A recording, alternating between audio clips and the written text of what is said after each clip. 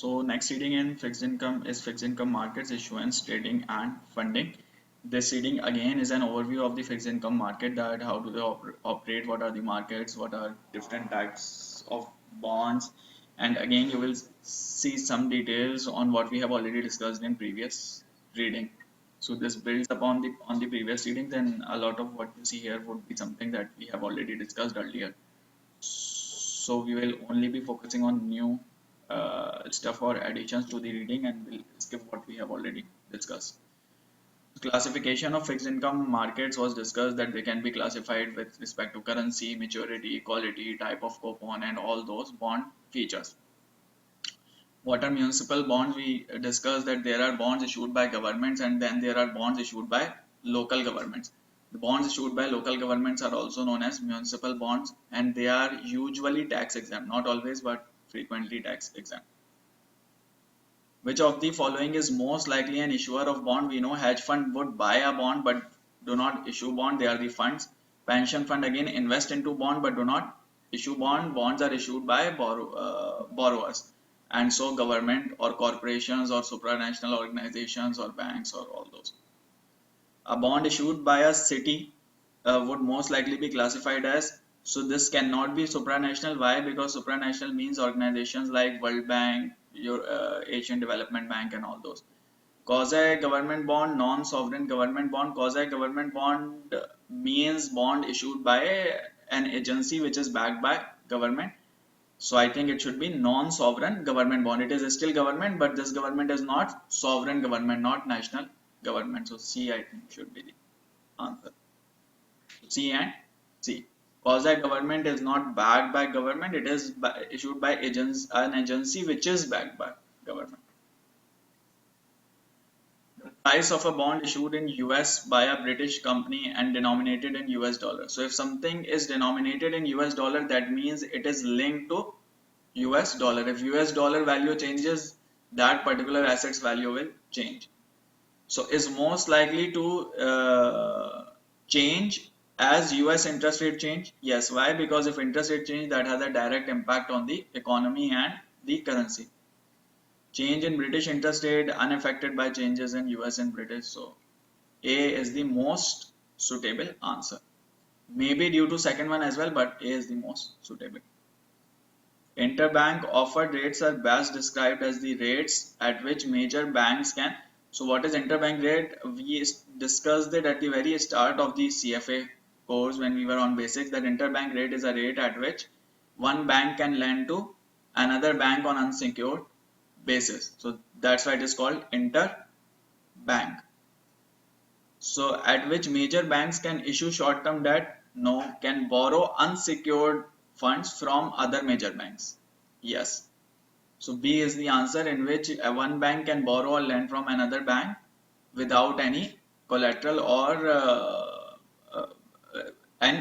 as unsecured borrowing. Like for example, LIBOR is London Interbank Operating Rate, offer rate, and CABOR is Karachi Interbank Offer Rate. A company issues floating rate bonds. The coupon rate is expressed as the 3-month LIBOR plus a spread. So coupon is LIBOR plus spread, which means if LIBOR goes up, coupon payment goes up. If LIBOR goes down, coupon payment goes down, because it is LIBOR plus some other percentage. Coupon payments are most likely to increase if LIBOR increases. Spread is fixed, spread will not increase. So if LIBOR increases, coupon payment will increase. So this reading basically builds upon the all what we have already discussed. Fixed income indices. In the topic of indices, we discussed equity indices, and we also discussed that similarly a fixed income indices can also be formed, and there we also discussed that fixed income indices can have multiple types. For example, index with respect to maturity, with respect to a particular geography, with respect to a particular market, a particular sector, or with respect to a particular type, or with respect to a particular credit quality, a particular credit rating. So all those indices can be formed to track one market. There can be many types of indices because the universe of fixed income market is very large, and there can be multiple types through which you can divide fixed income markets into segments. While it is easier in equity, you can just divide them with respect to sector, or you can divide them with respect to geography, or you can divide them with respect to high value, low value stock and growth stock. In fixed income, there are so many factors which you can use. For example, you can divide them with respect to maturity, with respect to credit quality, with respect to credit rating, with respect to coupon rate, with respect to yield, geography, sector, and so on. So that's why it is also difficult to construct fixed income indices compared to equity indices. Investors in fixed income securities, who invest in fixed income securities? So central banks, institutional investors, and retail investors. Central bank means the state bank of the country or the central bank of the country. Institutional investors means those investors which are not individuals or retail investors, they are institutions, like for example corporations, banks, and all those institutions, or mutual funds or other types of fund. Retail investor means individual investor. For example, if I go and buy a bond, I am a retail investor. A key point to remember is that institutional investors usually directly buy bonds, while retail investors do not usually directly buy bonds, but instead they would go buy bonds or take exposure to bonds through institutional investors. For example, if I have to get exposure to bonds, it is less likely that I go and buy a bond. I will instead invest into a fund which invests into fixed income securities. Why? Because again there is a large universe, so it is difficult to select, or it is difficult to find out right securities. So generally retail investors would invest through institutional investors. So remember this fact. And then institutional investors would directly invest into bonds. What would central bank, why would central bank buy or sell bonds? So when earlier in some topic when we discussed monetary policy in economics, we discussed that one of the key types of monetary policy is there are two ways of going about it, and one of them is interest rate and other is money supply. And so we discussed that one of the ways of controlling or increasing or decreasing money supply is open market operations of central bank. And what are open market operations? In which central bank would buy or sell bonds. If central bank wants to increase money supply, it would buy back bonds, and if it wants to decrease money supply, it will sell bonds. So that's how central bank would use it.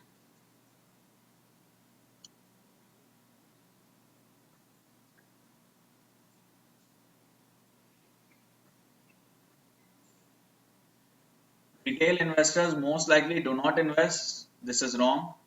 Invest in fixed income directly. This is wrong. Invest in fixed income indirectly through mutual funds or ETFs. This is correct. Again, repetition from what we have discussed already in previous topics, that is there are two types of markets, primary market and secondary market. We discussed that primary market is the one in which borrower would directly meet with investor, and secondary is the one in which once investor has bought an asset, then that investor can sell that asset to another investor.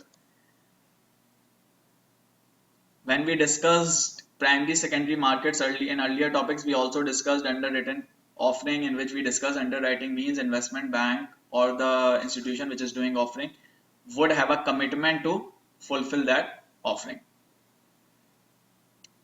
Some other types of terms used in fixed income or introduced in fixed income are syndicated offering, grey market, primary dealers.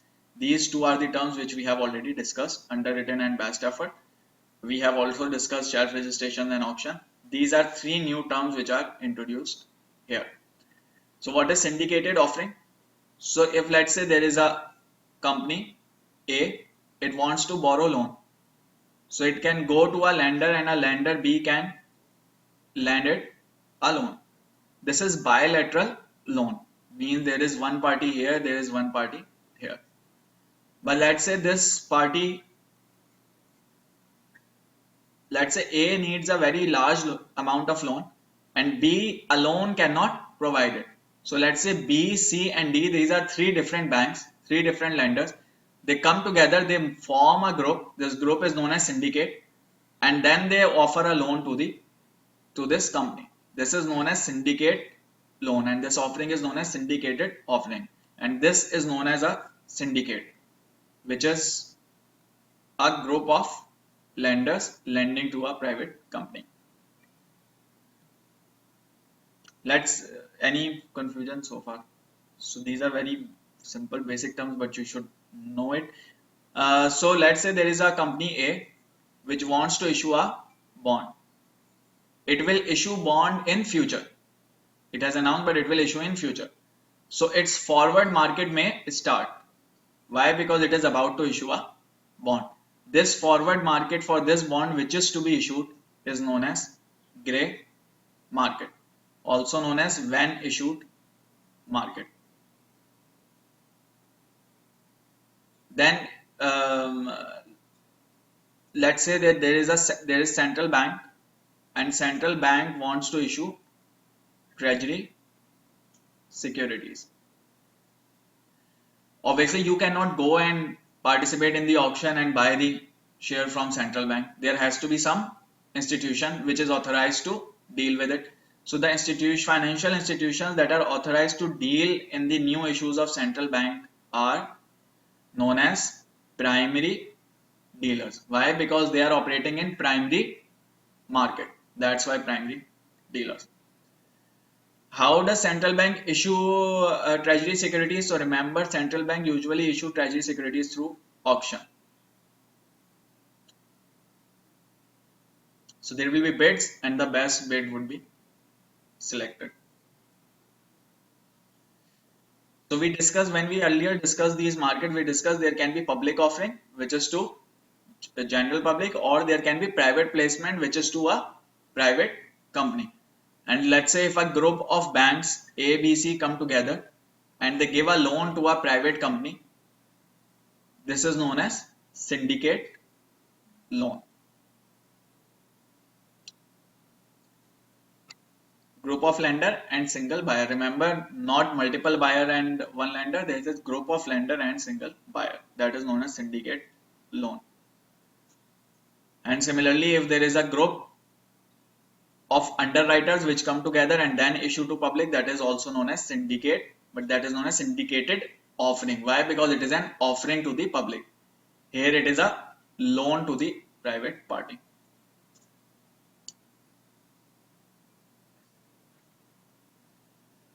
The point to remember is syndicate means group of lenders or underwriters or whatever. Secondary, we also discussed secondary bond market, and we discussed in secondary bond market one investor would sell to another, and how do they do that? They either do it through organized exchange, that is, for example, there is a place, there is an exchange through which it takes place, or they do it over the counter, that is, they meet another investor and they strike a deal and then they sell it to it. And we also discussed in earlier topics that when they make the deal and when they actually transfer the asset and receive the amount, that transfer of asset is known as settlement. That is, payment is made and asset is transferred. And this would happen after trade. First the trade is locked and then settlement occurs. So settlement can be on trade plus zero basis, means same day as trade. This is known as cash settled, means same at the same point of time. You settle it immediately after trade or at the same time of trade. It can be T plus 2 basis, it can be T plus 1 basis, that means 1 day after trade, 2 day after trade, or it can be T plus 3 basis, 3 days after trade. Generally, government bonds are, some government bonds are cash settled and some are T plus 1 or T plus 2. Corporate bonds are generally T plus 3 basis. Which of the following best describes a primary market for bonds? A market in which bonds are issued for the first time to raise capital. So primary market is that market in which, let it be bond, let it be equity, let it be anything. It is the market in which it is issued first time for raising capital. Then once it has been issued, if investor sells to another investor, that is secondary market. So this I think should be the answer. A is correct. US Treasury bonds are typically sold to public. So we discussed that they are sold to public through auction.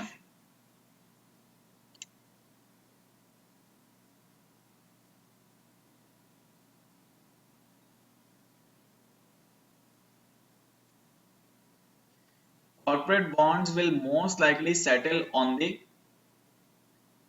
not traded. It is generally some government bonds. Trade date plus one, it is generally government bonds. Trade plus three. See, so this is something to memorize.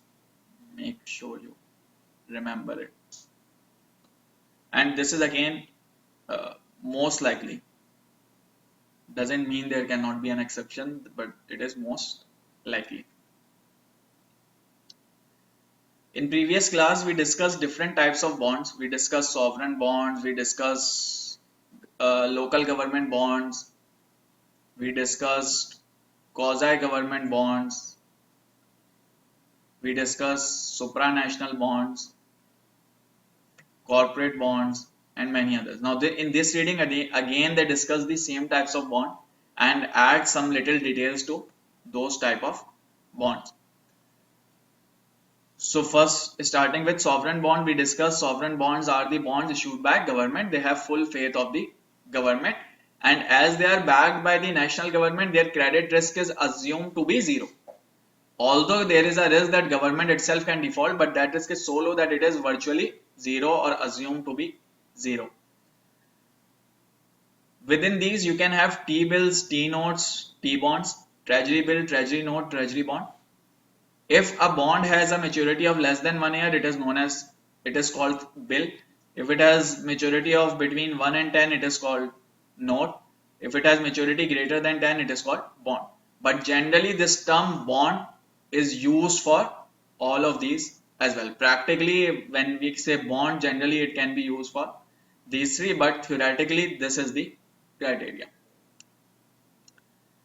Now, when you issue the bond, there can be bonds which were issued some time back. There can be treasury bonds which are issued recently. Treasury bonds which are issued recently have high liquidity. Why? Because they are issued recently and they are in trade. And these are known as on the run securities. So remember, on the run means high liquidity. On the run means recently issued securities and they have high liquidity. And as they are recently issued, they also serve as a good benchmark. So they are also taken as benchmark in when making treasury yield curve or when making yield curves, because they are the reflective of the most recent movements.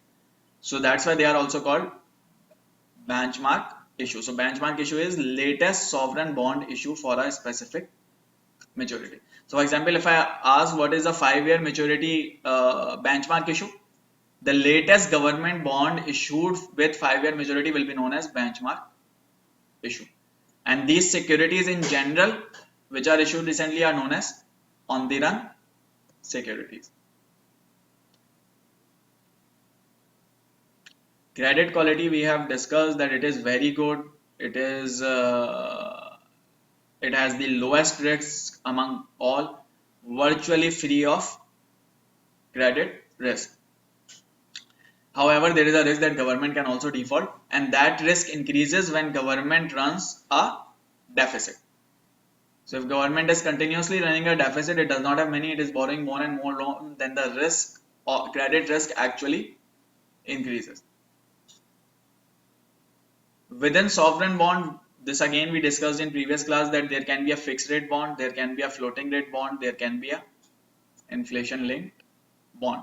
Not in only in sovereign bond, but generally there can be different types of bonds with respect to payments. Any problem, confusion? So this is just a recap of what we have already learned. Gray market is, let's say this is a company which is about to issue a bond.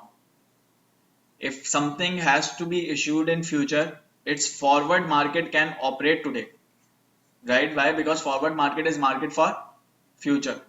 So that forward market for this bond which is to be issued is known as gray market. So simply the forward market of something which is being issued, which is to be issued. And also this is also known as when issued market.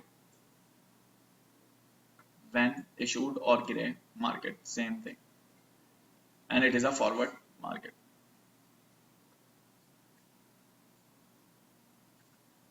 Apart from sovereign bonds, we also have non-sovereign government, quasi-government and supranational bonds. Non-sovereign government and quasi bonds were discussed in previous reading, and we discussed it at the start of this reading as well. Supranational bonds were also discussed. Some additional points given here are supranational bonds are mostly plain vanilla. However, sometimes floating rate and callable bonds are also issued. So remember, they are mostly plain vanilla bond. Does not mean always plain vanilla, but mostly plain vanilla. They are highly rated bonds. Obviously, why? Because they are backed by large organizations such as World Bank, IMF, and ADB. So they would again have a high credit quality and low credit risk. Relative to sovereign bond, non-sovereign bonds with similar characteristic most likely trade at a yield that is, should it be higher, lower, or same? Sorry, it should be higher. Why? Because risk is higher. So if risk is higher, investor would demand a higher premium. So non-sovereign government bonds have higher credit risk. As they have higher credit risk, their yields will also be higher. So C should be the answer. Bonds issued by a governmental agency are most likely repaid from the cash flows generated by the agency, guaranteed by the national government, backed by the taxing power. So which one of these should be the answer? Sorry? By a governmental agency. So it should be A. Why? Because if it is being issued by agency, it will be paid by the cash flows generated by that agency. If it is guaranteed by national government, then it is not a governmental agency bond, then it is a sovereign bond. And sovereign bonds are paid through taxing. I think it should be A. A, yes. So remember the key differences and make sure you read the question very carefully. Otherwise you can end up, so if you just read it and you just look at the word government and you do not read it clearly as governmental agency, then the chances are you will end up selecting C or B. So make sure you know exactly what is being asked. So again, with respect to government, there can be bonds issued by national government, backed by and guaranteed by national government. There can be bond issued by local government. There can be bond issued by governmental agency. And only this is actually guaranteed by sovereign government or known as sovereign government bond. This is non-sovereign. This is also non-sovereign.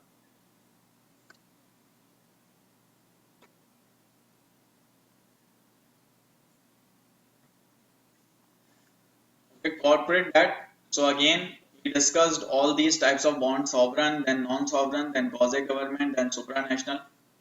And another type of bonds can be corporate bonds, which is also known as corporate debt. Why? Because loan is known as debt for the corporation. Within these, we can have bank loans and syndicated loans. This we have already discussed. Another type of loan can be commercial paper. So what is commercial paper? So remember, commercial paper is a short-term, low-cost financing. It is why low cost? Because it is for short term and it is backed by collateral. What is it used for? So why would someone borrow for short term? So it is generally used as bridge financing. What is bridge financing? Bridge financing is that short term financing which helps you improve liquidity or have liquidity until you arrange the permanent financing. So let's say you are a company, you need some financing to meet your working capital needs in short term. So you can use commercial paper. Let's say that you have a liquidity crunch. You are trying to arrange permanent financing, but it will take some time to arrange permanent financing. So during this time, you can use a short-term financing as a bridge, and that is known as bridge financing. So that again can be done through commercial paper. So these are types of short-term financing.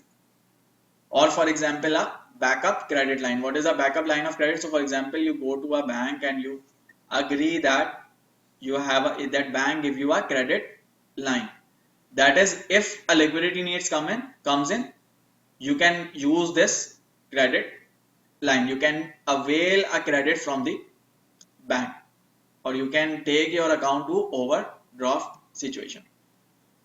So all these kind of financings are done for generally for short term basis. For long term, you generally go for a bilateral loan, syndicated loan, or a corporate note or bond. That is, you issue it to the. And what will be the difference between loan and bond here? So both are actually the loan, but key difference is here you are going to bank. That's why they are known as bank loan and syndicated loan. Here you are issuing it to anyone. It can be institution, bank, or whatever, but you are issuing a bond. That's why it is known as bond or corporate note. But all are type of debt. That is a kind of loan.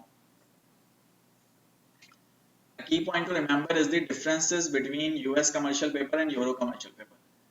First key point to remember is Euro does not mean that it is in Euro. It means it is in any other currency than US. So it is US dollar, it is any currency.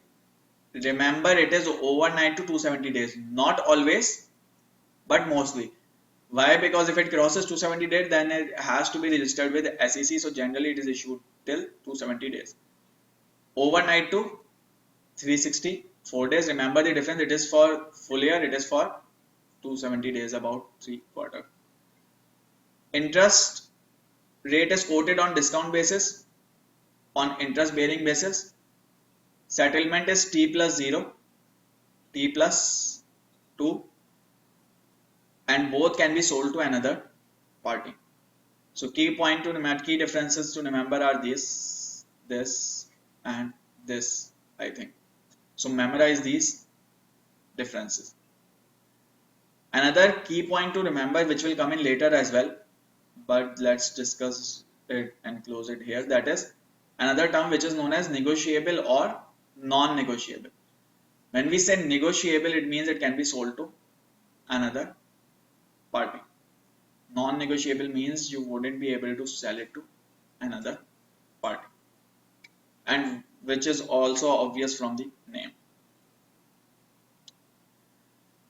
Corporate notes and bonds, we have discussed this, that short term means less than 5 years, intermediate term means generally 5 to 12. Again, this is not a fixed criteria, but generally this is the case, 5 to 12.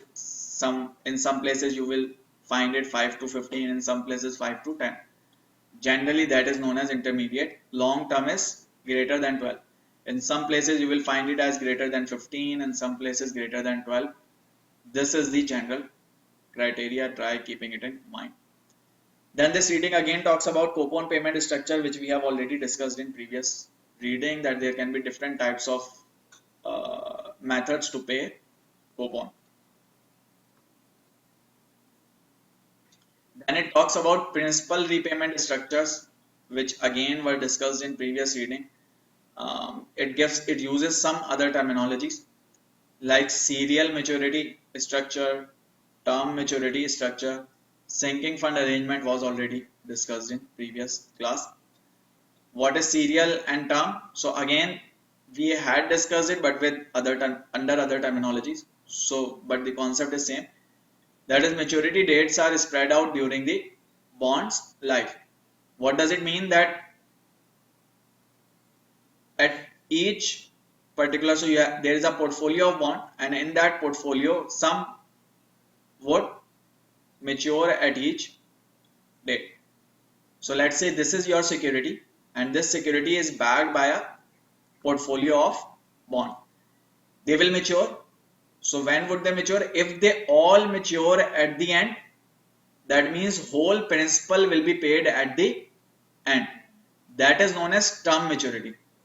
That is a lump sum payment at the maturity for principal.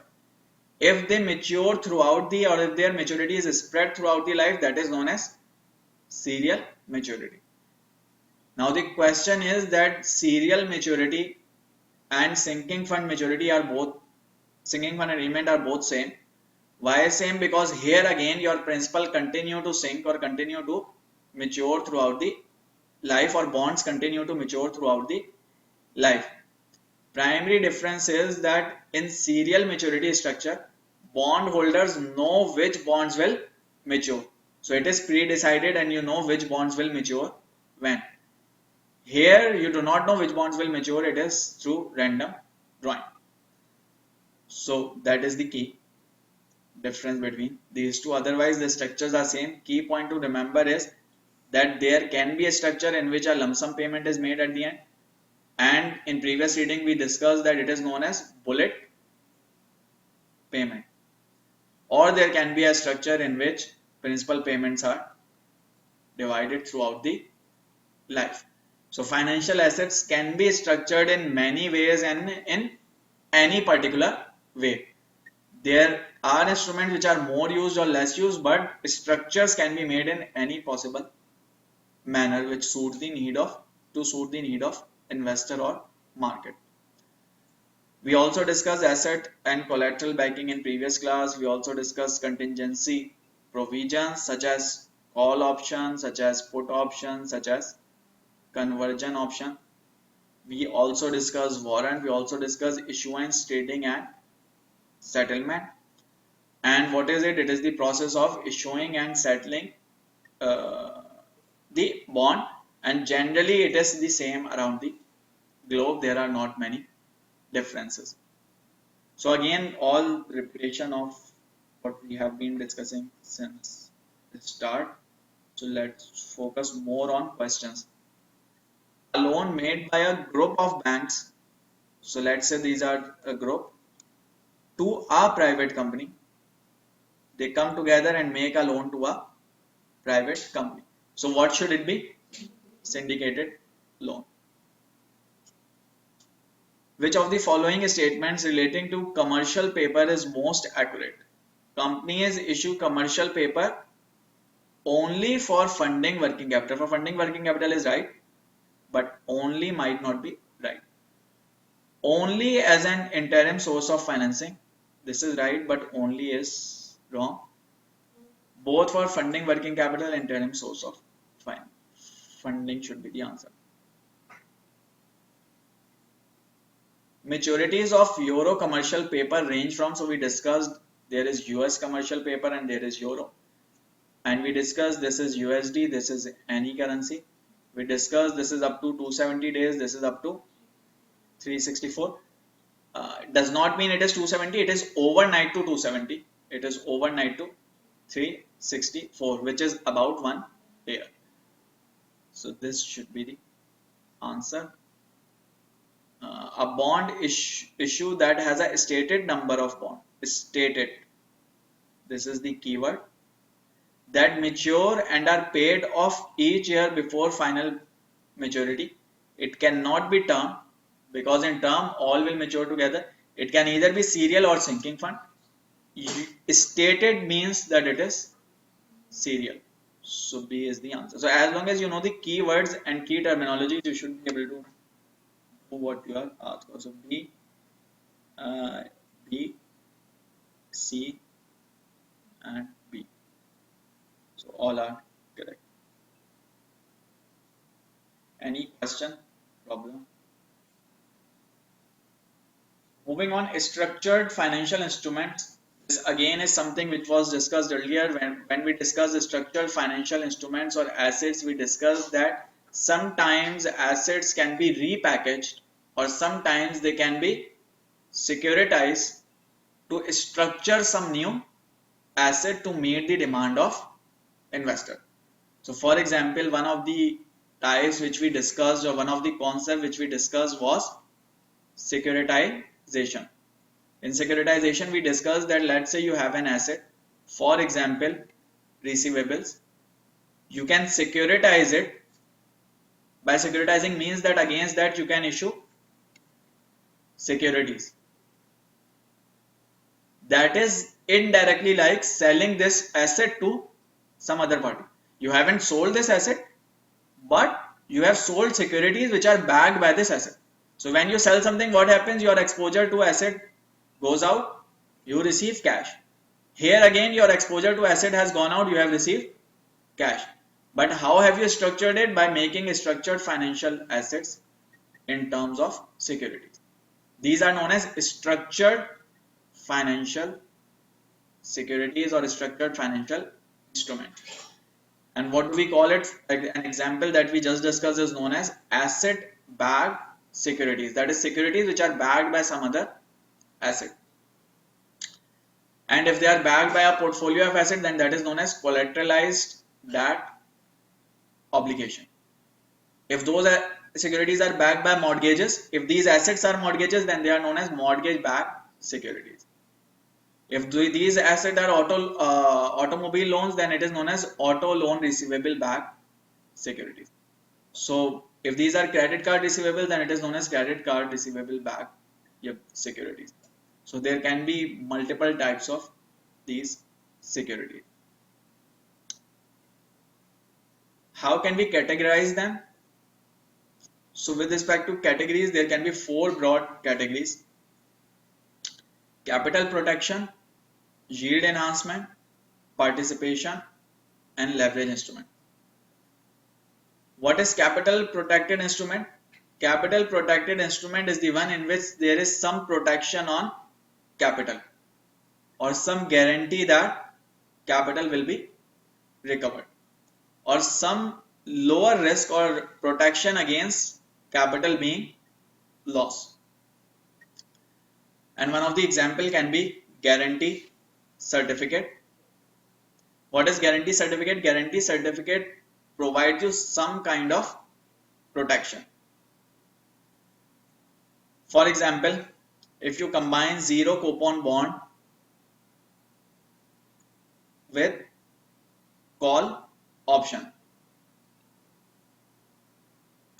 So if you have a zero coupon bond with call option, if your bond, or if your receivable from the bond, or if your chances to receive from the bond goes down, you have an option to purchase an asset at a lower price or at a specific price.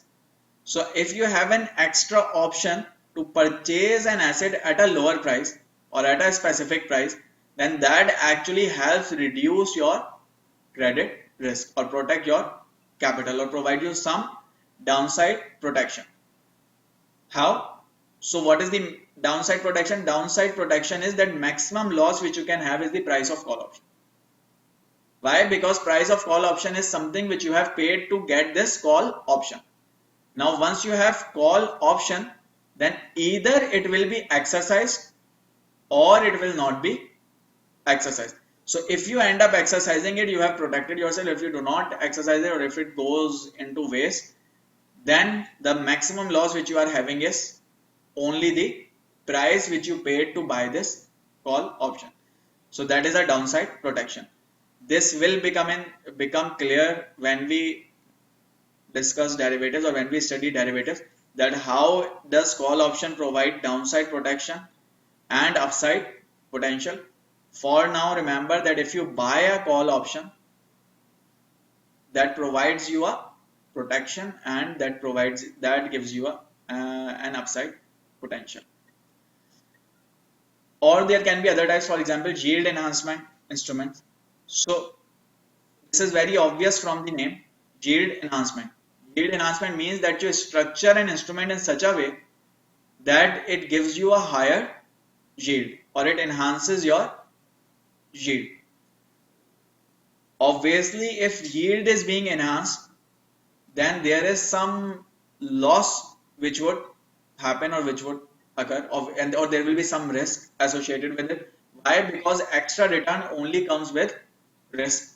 So what happens is that yield is higher, yield is enhanced, but if you are an investor and your yield has been enhanced, that means lender will also increase the risk for you. And what happens is that lender says, or lender is the investor, borrower says that borrower has to pay this yield or return. Secondly, borrower at maturity has to pay a par value. So borrower says if a downgrade happens, if credit rating is downgraded, then I will not return you par value, I will return you par value minus XYZ amount. That means whole of this will not be paid. If a downgrade happens, some of it will not be paid. So the risk for you is that if downgrade happens, you will not receive the full amount. But then again, what you are getting is that you are able to buy this bond today at a lower price or at a discount to get a higher yield. So today you get a discount, and as you get a discount, your yield is higher. At maturity, there is risk that par value will be lower. This is known as yield enhancement instrument. That is, yield has been enhanced by structuring it in a way or adding a particular risk to it. Yield has been enhanced. That is, you structured it into a way that yield has been increased. Otherwise, if this provision is not there, then this discount will also not be there and the yield will also be lower because risk is lower. This is known as yield enhancement instrument. Within this, the example that we discussed is known as credit linked note. There can be other ways of enhancing yield as well. The example being discussed here is credit linked note. The note in which is linked to credit quality or credit risk. Participation instruments. Participation are those in which you get to participate in some other assets performance. So for example, floating rate bond. So let's say your return is LIBOR plus 2%. That means if LIBOR increases, return will increase. So you are participating in LIBOR investment. Or let's say it is some other equity index minus 2%. So if equity index return will increase, your return will increase. That means you are participating in that particular index. So not necessarily equity index, I just used it as an example, but any index, particular index or asset price. So you are getting indirect exposure to something else. And fourth type is leverage instruments. What are leveraged instruments? They are created to magnify returns and offer possibility of high payoff. What does it mean? So let's say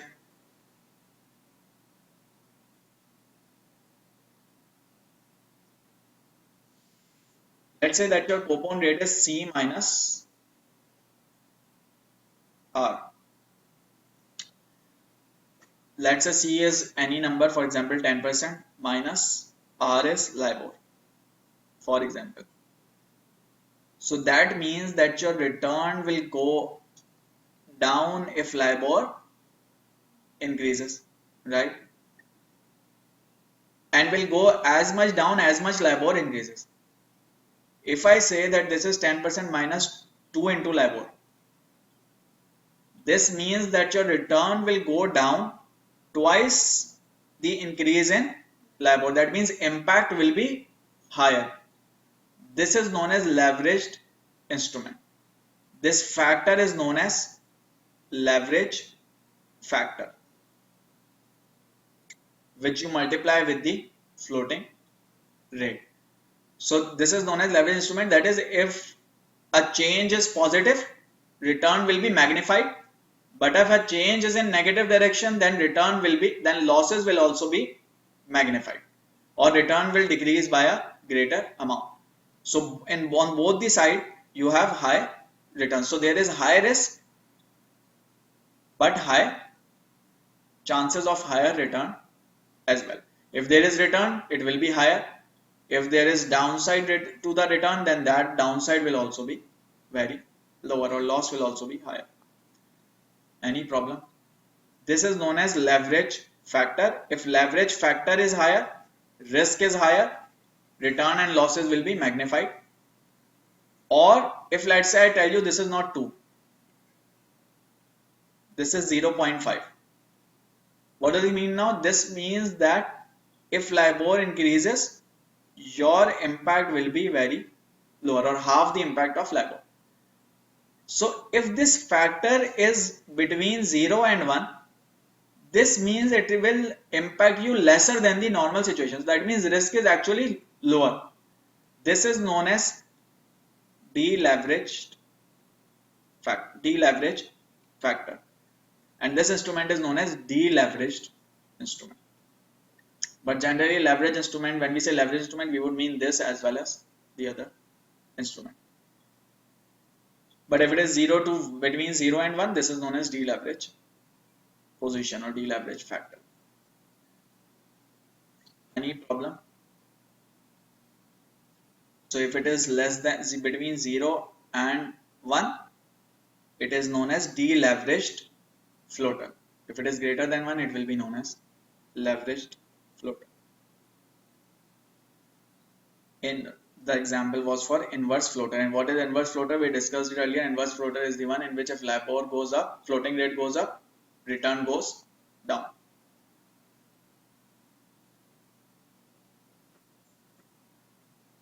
Any confusion, problem so far?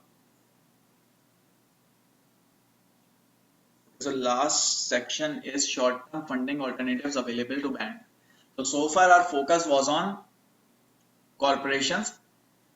So first we started discussing with government, that how do governments borrow money, within which we discussed how do national government borrow money, how do local government borrow money, how do governmental agencies borrow money.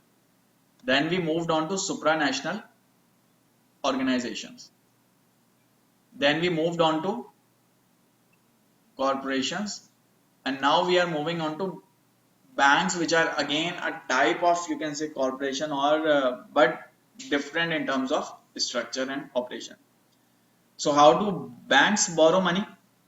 Banks can borrow money through 3 ways: retail deposit, short-term wholesale fund, repurchase and reverse repurchase agreement, which are also known as repo and reverse repo.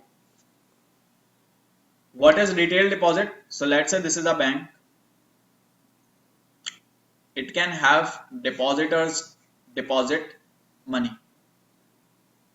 Once depositors have deposited money, bank has received that money, bank can invest that money, or bank can use that money until and unless depositor asks for the money return or ask for returning the money. This is known as retail deposit. Within this, maybe there is an account which bank has, in which bank says that you can deposit anytime, you can take back or withdraw anytime. That is known as demand deposit, which means that depositor can demand at any point of time.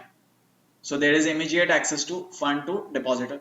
The risk for bank is that maybe if all depositors comes in together to get back money, bank might not have it. Why? Because bank would have invested it somewhere else, and that's how banks default or defaulted in 2008 crisis, when all the depositors started doubting the bank's qualities, and they all came together to withdraw money. That is also known as bank run. Bank run is when all the depositors come in to withdraw money together. Or bank can have another account. Bank can say that okay, you deposit money, but you do not have immediate exit return to that money, or you do not have immediate access to that fund. And depositor would say, okay, if I do not have immediate access, I would need some return. So bank say, okay, I will give you return, but you do not have immediate access. You can withdraw, for example, you give me this many days of time period, or you inform me, let's say a week before, or whatever the case is, or there are specific periods on which you can withdraw. That is usually called savings accounts. Then money market account. So let's say that you go to bank and you give it the money and you say that I need some return, so invest it into money market securities. That is known as money market account. So that is one way that bank can get money through retail deposits. Within retail deposits, there can be multiple ways of getting money or borrowing money. Another way can be that instead of going to retail, why retail deposit? Because it is from retail investors or retail savers. When we say retail, we mean individuals. Another way is that instead of getting to retail investors, bank borrow from other institutions. So for example, when bank borrows through other institutions, those are known as short-term wholesale funds. Remember this word wholesale funds. One of the examples is central bank fund. What is central bank fund? So central bank fund is, let's say that there is a bank. It has some surplus. Surplus means that it can invest a particular amount of money. The central bank allows it to invest a particular amount of deposits. Rest remaining with the bank is known as surplus. If central bank allows this bank to lend this surplus to another bank which needs it, then that is known as central bank funds. So if a bank lends surplus funds to another bank, they are known as central bank funds. They can be overnight funds with one day maturity, or they can be term funds with 2 days to 1 year. Key point is that they are short term. By short term means that they are lesser than 1 year. Apart from that, if we do not talk about surplus, if let's say it is simply a bank deposits funds with another bank, that is known as interbank funds.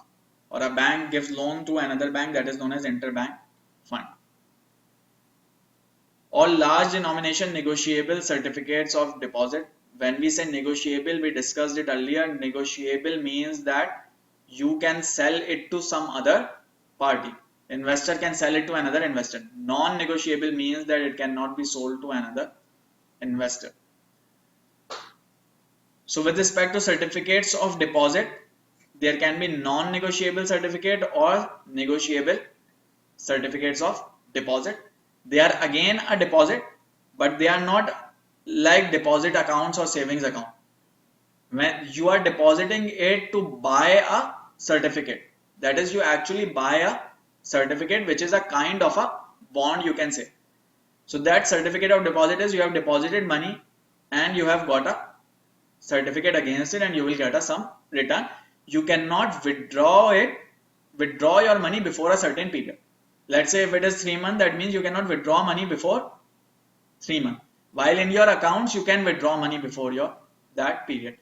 Now with respect to this, there can be two ways to go about it. One is that investor or depositor is allowed to sell it to another investor. If that is the case, if investor is allowed to sell it to another investor, this certificate to another investor, that is known as negotiable. If he or she is not allowed to sell or withdraw, then that is known as non-negotiable.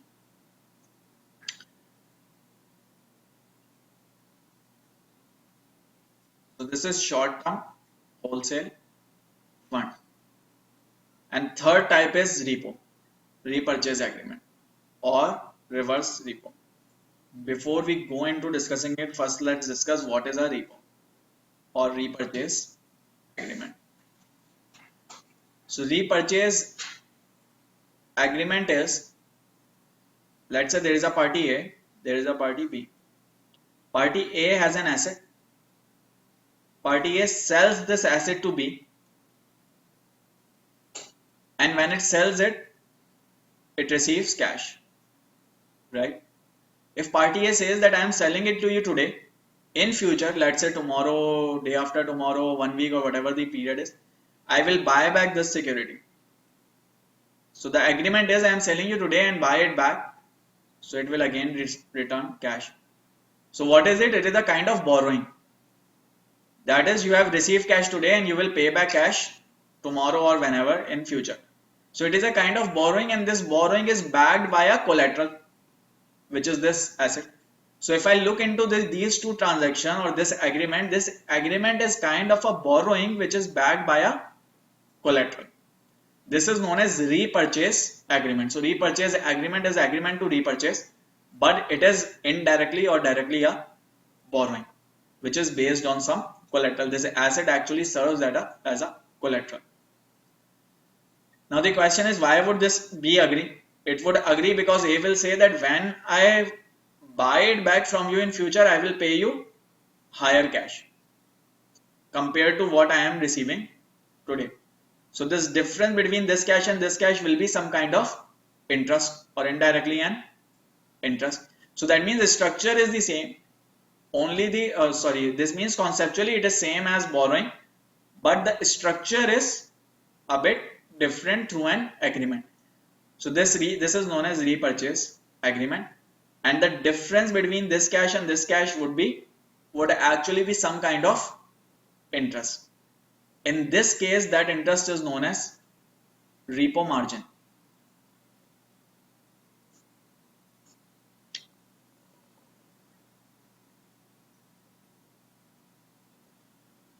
Any problem? So now key points to remember or memorize are: this is interest, right? And this is a kind of return that is being offered. If I tell you that this asset, what is this asset? This asset is a kind of collateral. If I tell you that this collateral is of very good quality, that means credit risk is lower. By good quality, I mean that it has a high demand, low supply, it can easily be sold, high liquidity. This means that risk is lower. If risk is lower, repo margin will be lower. So if collateral has a high quality, repo margin will be lower. If I tell you that this term to maturity is longer, or this number of days have increased, that means now borrowing is being done for a longer period of time. When cash is being stuck for a longer period or borrowing is being done for a longer period of time, the rate is higher. So that means if maturity or term to maturity for this repo is higher, then repo margin will be higher. Now if I tell you that the borrower has, if I tell you that the borrower's credit quality has improved. So if credit quality improves, credit risk decreases. If credit risk decreases, repo margin is lower.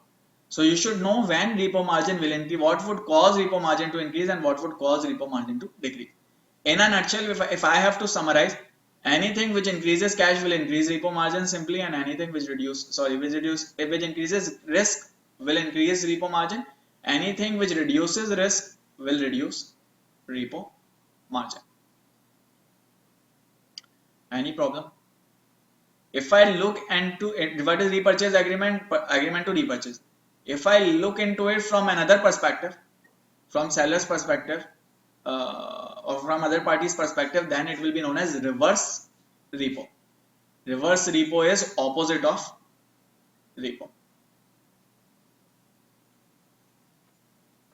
Now let's see what is it. In a repo we have discussed. Repurchase price is the price at which it is repurchased. Repurchase date is that date at which it is repurchased. Maturity can be any. So if it is 1 day maturity, it is overnight. If maturity is greater than 1 day, it is known as term repo. If it lasts till maturity, what does it mean? So let's say this party A sold an asset to B. This asset was bond X. Now this bond itself will also have a maturity. So let's say bond maturity is 6 months, and party A says that I will buy it back at the time of maturity of this bond. Then that is known as repo to maturity. That means last till final maturity date of that particular asset. Repo rate, interest rate on repurchase agreement, which we have already discussed. Repo margin, Factors affecting repo rate are risk associated with collateral, we have discussed. Terms of agreement, we have discussed that if term is higher, maturity is higher, then it will be higher. Delivery requirement, remember, so if there is a requirement for delivery, that means there is additional requirement. It usually lowers rates when delivery is required. So when delivery is required, that means you will physically receive the asset, and when you are physically receiving the asset, the rate is lower. Supply and demand conditions of collateral, we have discussed. Interest rate of alternative financing. So obviously there is some benchmark. If in market rates are high or going up, then repo rate will also increase. If in market rates are going down, then repo rate will also decrease. Reverse repo is opposite of repo.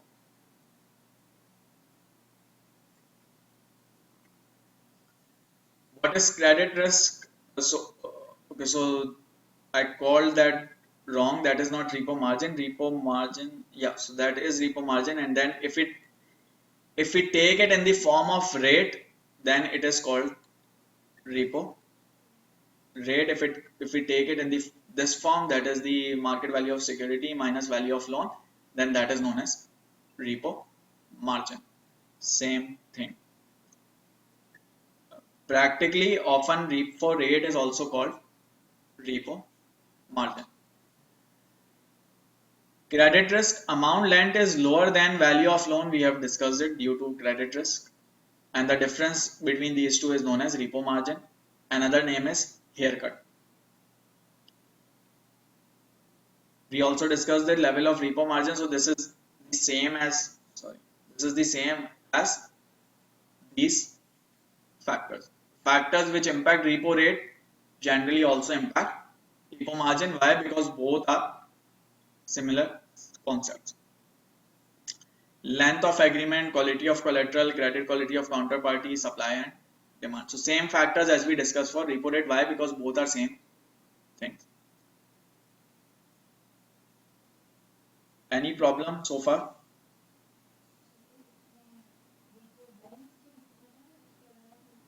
Repo कहीं भी हो सकता. So not limited, but here we are only talking about in context of banks. Which of the following are not considered wholesale fund? Not considered wholesale. So what are wholesale? First, let's get it right. There are three types. So just to serve as revision as well: retail, wholesale, and repo. Retail are from retail investors, demand deposit, saving account, and those money market fund, money market account. Wholesale are short-term financing with institution, for example, interbank, central bank, and those. Repo is reverse purchase, repurchase agreement. So is not considered wholesale fund. This is not. C is the answer. A large denomination negotiable. If it is negotiable, it can be sold to another party. Most likely traded in open market. Has a penalty. Generally, penalty is for non-negotiable. From the dealer's viewpoint, a repo is best described as a type of collateralized short term. It is collateralized. I think it should be borrowing. From dealer's point of view, so should be B. Yes, B. C, A, and B. Again, this is something I think you should memorize. So remember,